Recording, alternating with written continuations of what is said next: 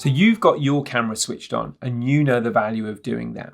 But what about the participants, the audience that you're working with? How do you ensure that they switch their camera on? This is a bigger challenge.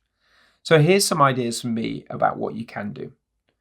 So first of all, this is one reason why I love a pre-video, a welcome video that goes out to participants or the audience before you run your meeting or deliver your presentation.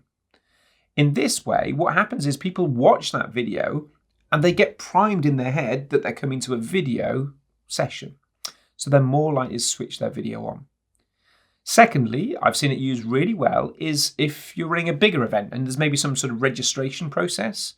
You ask for their name, their email address, but also put a question there. Are you happy to come and share your video? Yes or no? Again, if people have said yes to that question, it's starting to prime them that they know that they're coming to a video session. And look, I know that there's going to be certain circumstances.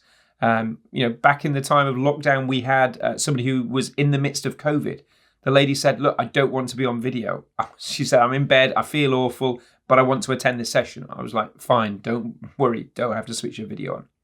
But I think you should be aiming for 85, 90% of videos should be switched on by the participants at the other end, because video is where we connect.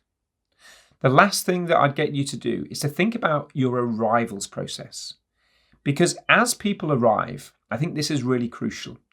What I see is that people try to persuade people in the moment to switch their video on. I think it's too late.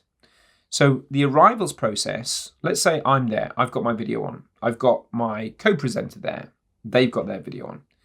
The third and fourth people, then I'm going to ask them to put their video on if they haven't done already.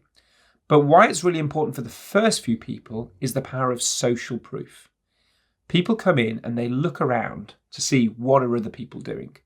So if you've got the first 4 or 5 people with their video on, everybody else will come in and follow suit. So this means that you really can get to that 85, 90% of people with their video switched on. And look, video is where we connect. When we can see each other is where we can feel some of that connection and engagement.